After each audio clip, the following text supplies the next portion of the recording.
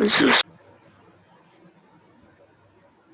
अलैकुम व रहमतुल्लाहि व बरकातुहू।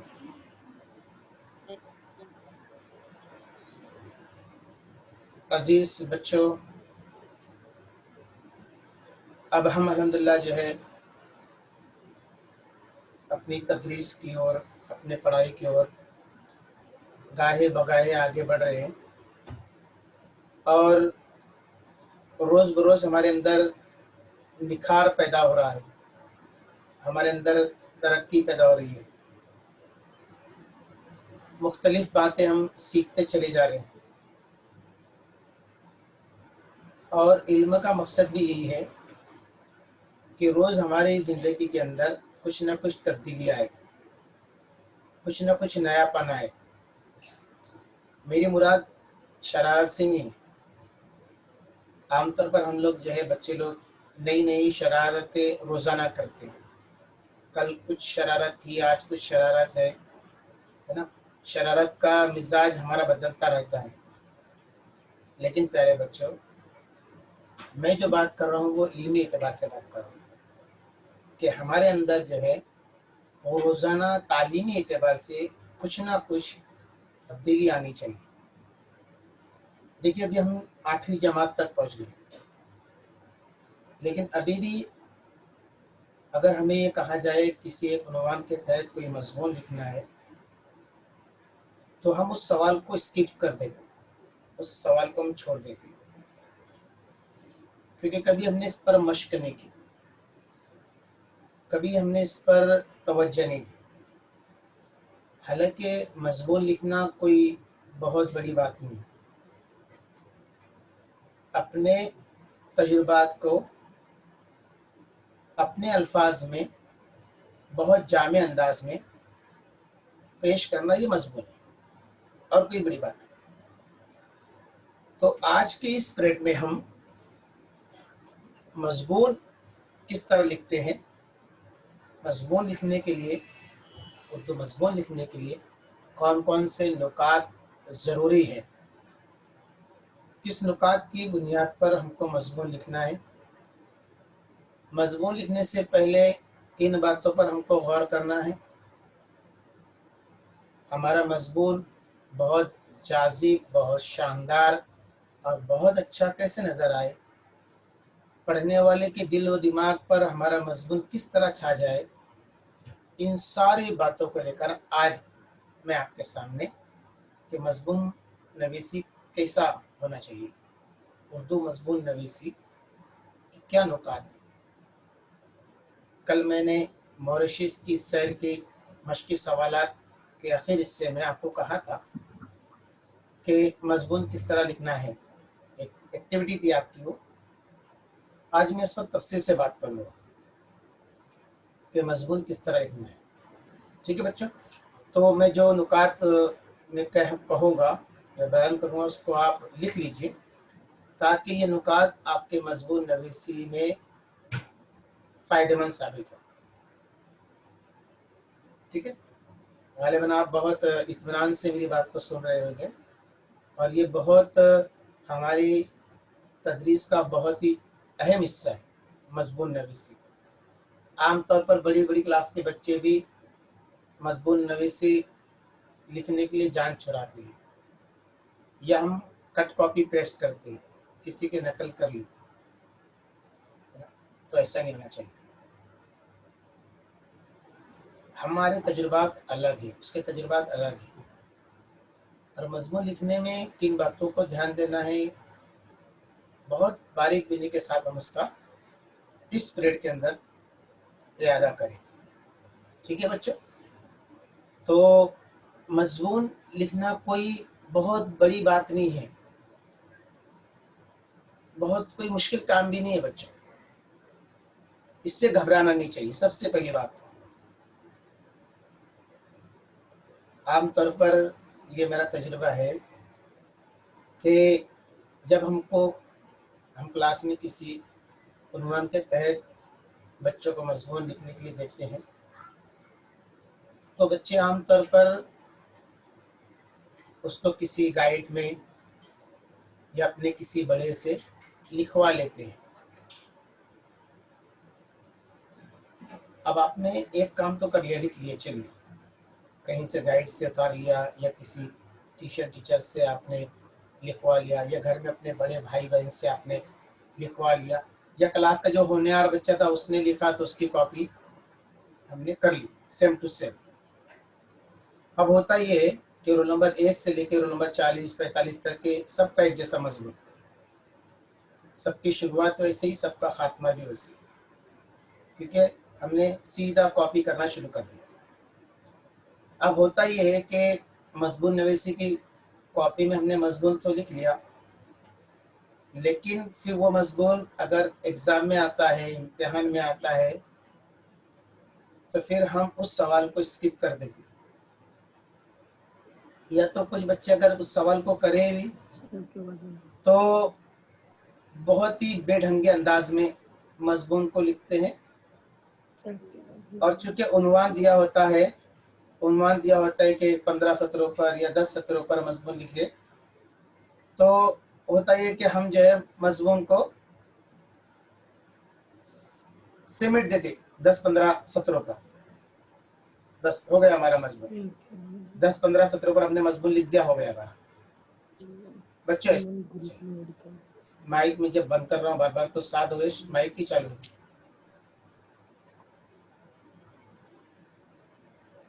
ठीक है, तो आइए मजमून लिखते वक्त किन बातों पर आपको ध्यान देना है, किन बातों पर आपको तवज्जो देनी है, उसका हम रिवाइज कर, उसका याद कर। ठीक है, तो गालिबन आपने पेन और कलम और आपकी जो कॉपी है उसको ले लिए होंगे, और मैं जो बातों को कहूँ उसको नोट डाउन करें और सुने भी गौर से। ये बहुत अहम टॉपिक पर मैं आपको आज आपसे बात कर रहा हूँ। ठीक है, देखिए बच्चों, मजमून नवीसी जो है ये एक फन है, ये एक हुनर है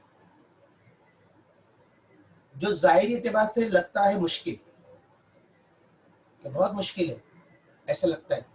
मैंने आपको पहले ही कहा, मजमून नवीसी एक फन है, एक हुनर है। जिस तरह मदारी जो है करतब दिखाता है, उसका फन है, जादूगर अपने जादू दिखलाता है, उसका फन है, ये उसका हुनर है। तो उसी तरह मजमून नवीसी भी एक फन है जो जाहिरी एतबार से मुश्किल नजर आता है, लेकिन अगर मजमून लिखते वक्त उसके बताए हुए उसूलों को, उसकी बताई हुई बातों को अगर ध्यान में रखा जाए, तो मुश्किल से मुश्किल उन्वान पर भी हम बहुत आसानी के साथ मजमून लिख सकते हैं। बात है मजमून लिखते वक्त जो उसके उसूल हैं, उसके जो ज़ाब्ते हैं, उसका जो मेयार है, उसका जो क्राइटेरिया है, अगर उसको ध्यान में रखा जाए तो मुश्किल से मुश्किल और पेचीदा से पेचीदा उन्वान पर भी बहुत आसानी के साथ में मजमून को लिखा जा सकता है। आमतौर पर स्कूल के अंदर अक्सर बच्चे, हत्ता के जो स्कॉलर बच्चे होते हैं, ज़हीन बच्चे होते हैं, वो भी मजमून नवीसी से जान छुड़ाने की कोशिश करते हैं। उसकी वजह यह है कि उन्होंने कभी मजमून लिखने की मश्क नहीं की। अक्सर ऐसा भी होता है कि हमने किसी उन्वान आपको दिया, तो उसके उन्वानात के जो ख्यालात हमारे जहन में होते हैं, लेकिन उस वक्त उसको बयान करना, उसका इजहार करना या उसको कलमबंद करना, उसको तहरीर करने पर हम झिझकिचाते हैं। इसका नतीजा यह होता है कि मजमून लिखने से हम जान चुराने लगते हैं। और अक्सर ये भी देखने में आता है कि चूंकि मजमून जो है एक बड़े नंबरात को लिए होता है, 5 नंबर से कम नंबर से लेकर तो 7-8 नंबर तक मजमून के नंबरात होते हैं, तो होता यह है कि बहुत बड़ा इम्तिहान के अंदर जो नंबरात मिलने का जरिया होता है, 5 नंबर, 7 नंबर, 8 नंबर, वो छूट जाता है। इसलिए बच्चों आओ आज मैं आपको बहुत आसान अल्फाज में बतलाता हूँ कि मज़मून किस तरह लिखा है। ठीक है, तो मज़मून लिखने के 3 हिस्से मैंने कल आपको बतलाया था, बहुत आसान तरतीब में आपको बतलाया था। आज उसको आप नोट डाउन कर लीजिए। मज़मून लिखने के 3 हिस्से। सबसे पहला नंबर 1 पॉइंट लिख लीजिए, आप सिर्फ पॉइंट लिखिए वरना कान जो है वो मेरी तरफ लगाएगा। मज़मून लिखते वक्त 3 नुकात पर बहुत ध्यान देना चाहिए। सबसे पहला तमहीद। तमहीद, अब क्या ही तमहीद? जो टॉपिक पर हम मज़मून लिख रहे हैं उसकी साबिका मालूमात, उसकी पहली मालूमात, उससे पहले की मालूमात। देखिए मैं आपको मिसाल देता हूँ।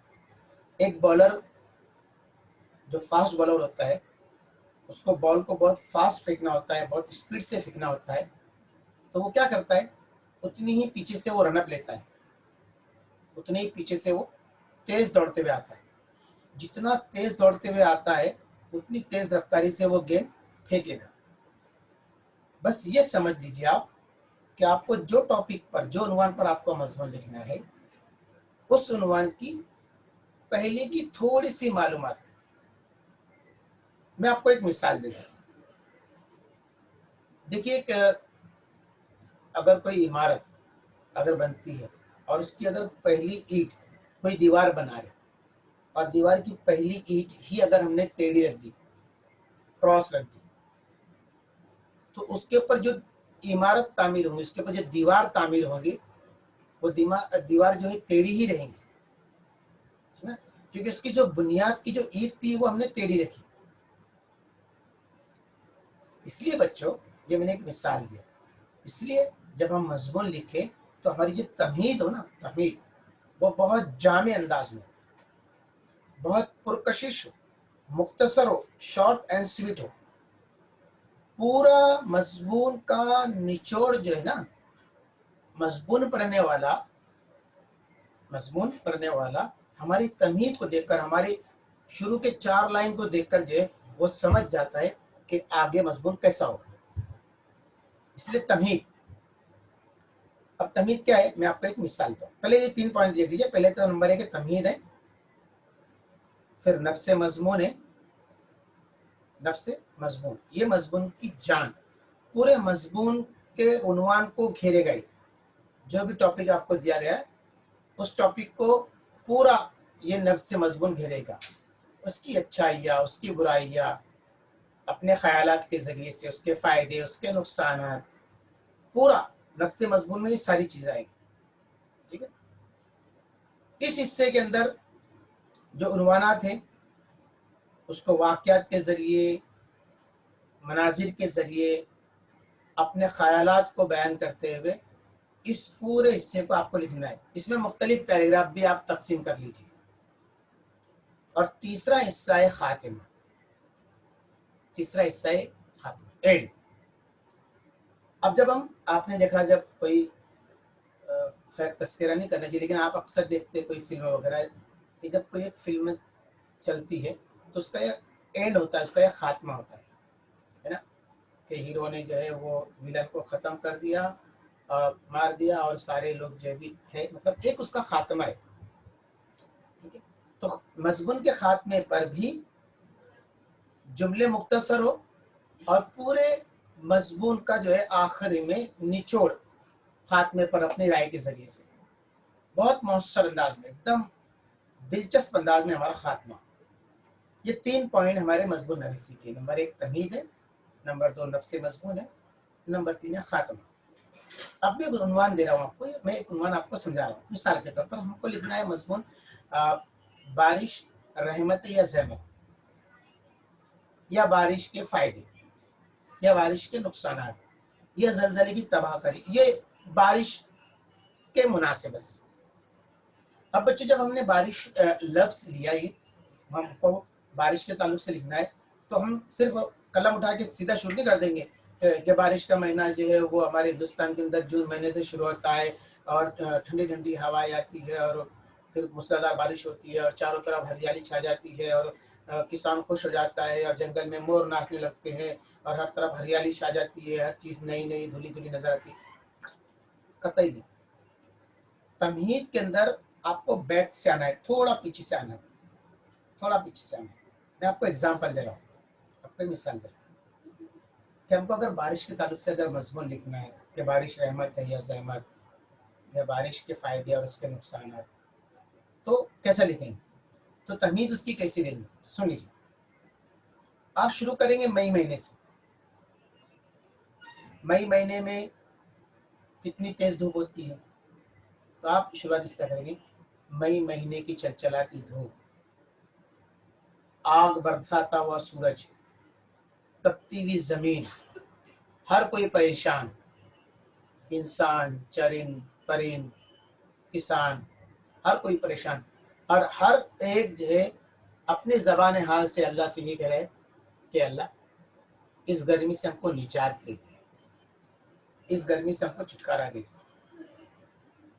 ज़मीन के अंदर दरारें पड़ जाती है, किसान की आंखें बार बार आसमान की तरफ जाती है। यह आपने बारिश से पहले के मंजर को बयान किया। अब आप धीरे से उसके बाद के टॉपिक पर आइए, ठीक है। अब होता यह है कि आसमान में काले काले बादलों की फौज आ गई, ठंडी ठंडी हवाएं चलने लगी और मौसम हो गया बारिश का। पूरा मौसम बारिश का अब बन गया, माहौल बारिश का बन गया। अब इस पर लिखिए, ये शुरू की 3-4 लाइन आपने तमीज़ लिख दी, मई महीने की गर्मी का तस्करा आपने कर दिया। अब जो है आप बारिश के बरसने के मंजर को बयान कीजिए अच्छे अंदाज में, जितना अच्छा अंदाज। अब आपने शुरू किया कि आसमान पे काले काले बादलों की फौज है ना उमटने लगी और बिजली कड़कने लगी और मूसलाधार बारिश हो गई। जब पहली बारिश होती है तो बच्चों भीनी भीनी खुशबू उठती है और हर किसी के चेहरे पर जो है खुशी होती है। क्या बच्चा, क्या बूढ़ा, क्या जवान, क्या मर्द, क्या औरत, क्या देहाती, क्या शहरी, क्या चरिंद, क्या परिंद, हर कोई खुश हो जाता है, ठीक है। और हर कोई खुशी का इजहार जो है मुख्तलिफ तरीके से करता है।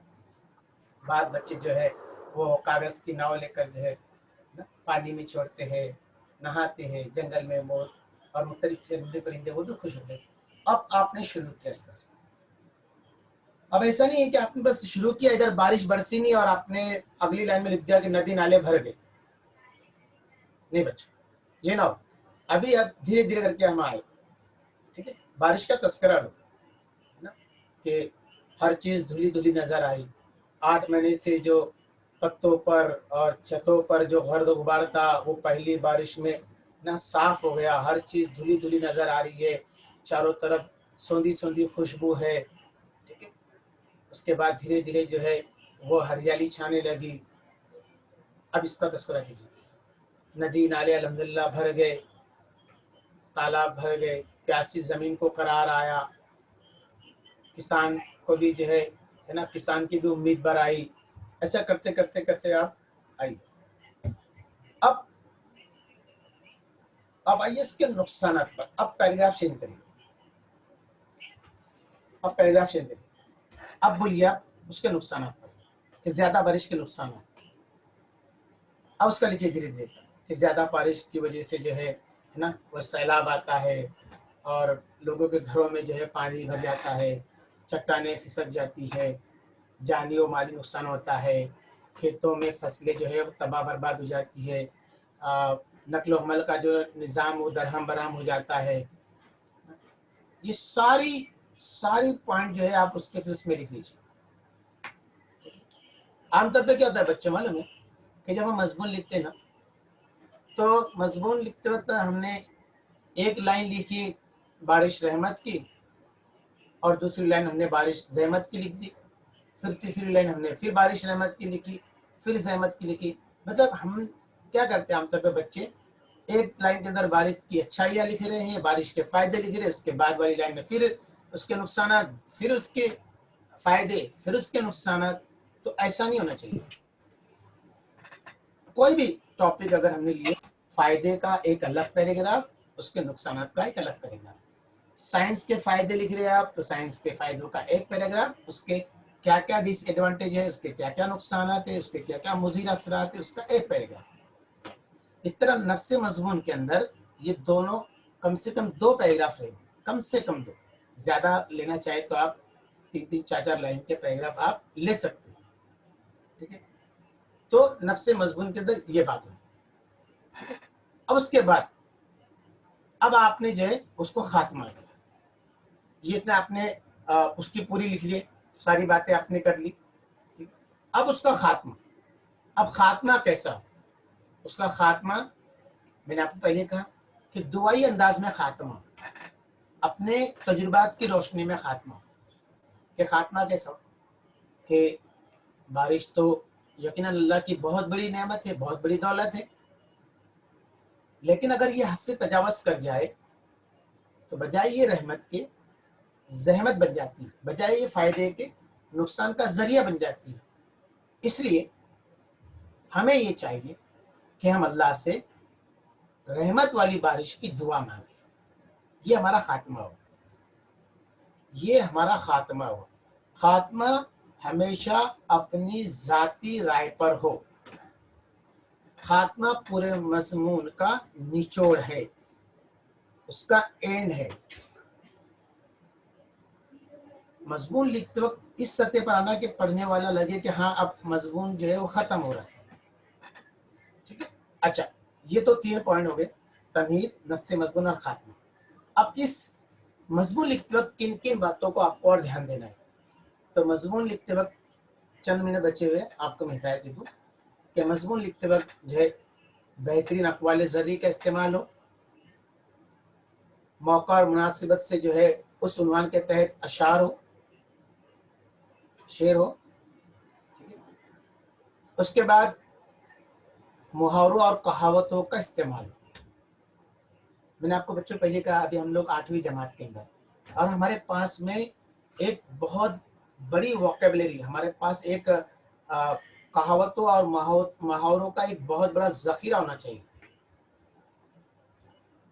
जब तक हमारे मज़मून के अंदर कहावतें, मुहावरे, ज़रबुल मिस्ल और अक़वाल ज़र्री और अशार नहीं होंगे, हमारा मज़मून जो है पढ़ने वाले को मुतासिर नहीं करेगा। इसलिए बेहतर है कि हम लिखने से पहले दिमाग पे जोर डालें कि ये अल्फाज की जगह पर मैं कौन सा लफ्ज़ इस्तेमाल करूँ, या ये जुमले की जगह पर अगर मैं ये जुमला इस्तेमाल करूँ तो। जैसा मिसाल के तौर पर मैं ये बता रहा हूँ कि मुझे बहुत ज़ोर से भूख लगी, अगर इस जुमले की जगह पर अगर मैंने कहा कि मेरे पेट में चूहे दौड़ने लगे, तो ये एक अट्रैक्टिव जुमला हुआ है, क्योंकि इसमें हमने कहावत का इस्तेमाल किया। या मज़मून लिखते वक्त कोई जुमला ऐसा है कि अब्बा गुस्सा हो गए, ऐसा कुछ एक जुमला है, तो बजाय अब्बा गुस्सा होने के अगर आपने ये लिखा कि अब्बा की आंखों में खून अतर आया, या अब्बा आग बबूला हो गए, या अब्बा गुस्से से लाल पीले होने लगे, तो इस तरह के जुमले ज़्यादा अट्रैक्टिव बनेंगे पहले जुमले के मुकाबले। इसलिए बच्चों, मज़मून लिखते वक्त अक़वाल ज़र्री का इस्तेमाल, कहावतों का इस्तेमाल, मुहावरों का इस्तेमाल, अशार का इस्तेमाल, इसको कसरत से आप लिखना। और इसके लिए ज़रूरी है कि आपके पास में फिर वो ज़ख़ीरा होना चाहिए। तो इतने सारे असबाब हम पढ़ते हैं हमारी दरसी किताबों में, या हमने 5वीं में भी बेशुमार कहावतें और मुहावरे, और रोज़मर्रा ज़िंदगी में हम सुनते भी हैं उसको, उन कहावतों को, उन मुहावरों को। हमारे ज़हन में भी होता है, लेकिन हम उसको मौका महल पे इस्तेमाल नहीं करते। इसलिए बच्चों, ये मज़मून के हिस्से तो बताया आपको मैंने 3 हिस्से, कि तमीज़, नफ्स मज़मून और ख़ात्मा। ये 3 नुकात तो कम से कम हमारे मज़मून में होने चाहिए। और फिर हमारा मज़मून जाज़िब, पुरकशिश कैसा हो, तो उसके लिए फिर ज़रूरी है कि हम जो है अक़वाल ज़र्री है इनका मुनासिब इस्तेमाल करें। ठीक है बच्चों, ग़ालिबन ये मज़मून लिखने का फ़न आपको जो है वो समझ में आ गया होगा। चूँकि अभी आपको एक मज़मून भी लिखना है, सफ़रनामा, जैसा कि कल भी मैंने आपको बताया था कि सफ़रनामा है, कोई सफ़रनामा, तो वो सफ़रनामा आपको कैसा लिखना है उसके ताल्लुक से भी फिर जो है वो बातें होंगी इंशाल्लाह, ठीक है। तो कम से कम अब जो है आपके जहन में ये बात तो आ गई अच्छी तरीके से क्लियर कि आपको मजमून को कैसा लिखना है, ठीक है। आपने नोट डाउन कर लिया मैंने क्या कहा आपको। अब मश्की सवालात में जो आपको हिदायतें दी गई है तो उन टॉपिक पर आप मजमून लिखें, ठीक है। मजमून पुरकशिश हो, जाजिब हो, बेहतर हो। मैंने आपको पहले कहा कट कॉपी पेस्ट ना हो, बिल्कुल भी किसी भी किस्म की कोई मतलब उसमें वो ना हो, ठीक है। गालिबन आपको मेरी बात समझ में आ गई होंगी। आप उठाइए कलम और आप जो है फिर वो मजमून लिखने के लिए तैयार हो जाए। उम्मीद करता हूँ कि आप जो आपके दिल में दिमाग में जो डर था, खौफ था मजमून नवीसी के ताल्लुक से, वो मेरी इस बात से आपके अंदर से वो डर और खौफ जो है वो निकल गए हों गालिबन, ठीक है। अभी आप माइक ऑन करें और मुझे बताइए कि आपको समझ में आया है। आप मजमून अब लिख सकते हैं। कोई भी अगर आपको टॉपिक दिया जाए, हाँ, मिसाल के तौर पर अभी टीचर डे आ रहे हैं, खैर अब तो स्कूलें बंद हैं और जो हम हर साल सेलिब्रेट करते थे यौम एसातिज़ा, तो वो तो नहीं कर सकते हम, है ना। तो अगर आपको मैं मिसाल के तौर पर ये आपको कह दूँ कि मेरे उस्ताद इस टॉपिक पर आपको मजमून लिखना है, तो अब आपके जहन में वो तीनों पॉइंट रहेंगे और उस 3 पॉइंट की मदद से आप बेहतर से बेहतर मजमून लिख सकते हैं। तो अगर आपको कहूँ मैं ये कि यौम एसातिज़ा पर आप एक मजमून लिखिए, तो क्या आप उस मजमून को लिख सकते हैं? सेलिया साद, जरा मुझे बताइए तो आप। Yes sir. पक्का? Very good, very good. Ali, Ali मुके साहब है लोग। अली, जी सर। वेरी गुड, लिख सकते हैं पक्का। किसी की हाँ सर। बगैर हेल्प की, किसी की मदद ना लेकर आप खुद से क्या आप मजमून को किसी भी टॉपिक पर, ये तो मैंने आपको कहा एक उन्वान दे दिया, ठीक है, तो क्या आप लिख सकते हैं? यस सर, इंशाल्लाह। वेरी इंशाल्लाह इंशाल्लाह सर। वेरी गुड, बहुत सर मेरा भाई। ओके, ठीक है। अच्छा, और अगर कुछ दिक्कत आए, कुछ मुश्किल आए, कुछ परेशानी आए, तो अपने जो घर में बड़े हैं या मुझसे भी फ़ोन करके कि जी सर ये आकर अटक गई, ठीक है। मैं इसलिए साहब हाँ सर। सीरियस माइक बंद, ठीक है। पर आपकी आकर गाड़ी आकर अटक गई तो आप पूछ सकते, किसी से पूछ ले, लेकिन पूरी तरह से कट कॉपी पेस्ट ना करें। सेम सेम, है ना, वो मजमून किसी को दे दिया, बड़ी बहन को दे दिया, भाई को दे दिया और लिखवा लिया उससे, ठीक है, और फिर ठै फिश नहीं, इस तरह ना हो, ठीक है। अब आइंदा इंशाल्लाह जब आप मैं आऊँगा तो हर एक से अपने ग्रुप पर जो है आप लोग अच्छे से मजमून जो है वो व्हाट्सएप करिए, अच्छे से मजमून। देखो मुझे पता चलेगा कि मजमून जो है वो कट कॉपी पेस्ट वाला है या आपका खुद का है। जुमले बंदी से पता चलती है कि ये जुमले किसके हैं, ना। मजमून की लाइन टॉपिक क्या है? टॉपिक तो बेटा देखो अभी मश्की सवालात के अंदर आपका है, सफ़रनामा भी है ना। अभी मॉरिशस के शहर में आखिर में था, हज़रत उमर रजी अल्लाह ताला अन्हु जो अपने लेसन पढ़े उस पर भी है, मेरी पसंदीदा शख्सियत एक उन्वान ये भी, ठीक है।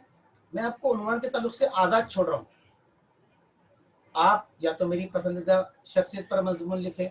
मैं देखना चाहता हूँ आपको कि आपके अंदर ये जो मैंने 3 पॉइंट बताए, पॉइंट की वजह से आप पॉइंट लिख सकते हैं, ठीक है। जो पिछले असबाक हमारे गुजरे हैं उसी की रोशनी में मैं आपको करूँ, जैसे हज़रत उमर रज़ी अल्लाह अन्हु गुजरा तो आपने लिख लिया मेरी पसंदीदा शख्सियत। अब आपकी पसंदीदा शख्सियत आपके वालिद भी हो सकते हैं, आपके उस्ताद भी हो सकते हैं, आपके कोई सामाजिक लीडर भी हो सकता है, मजहबी लीडर भी हो सकता है। ठीक है, पसंदीदा शख्सियत आपकी, वो एक टॉपिक होगा। या फिर मैंने आपको कहा कि जिसके मौसम चल रहा है बरसात का, आमतौर पर जो है हमारे जब स्कूल शुरू होता है तो बारिश के मौसम, सबसे पहला मौसम हमको जो साबका पड़ता है वो बारिश के मौसम का पड़ता है। तो ये भी एक टॉपिक हो सकता है। लेकिन इस टॉपिक को अगर मैं दूंगा तो फिर सब बच्चे, वो मैंने जो अभी एग्जांपल दिया ना, उस एग्जांपल को ही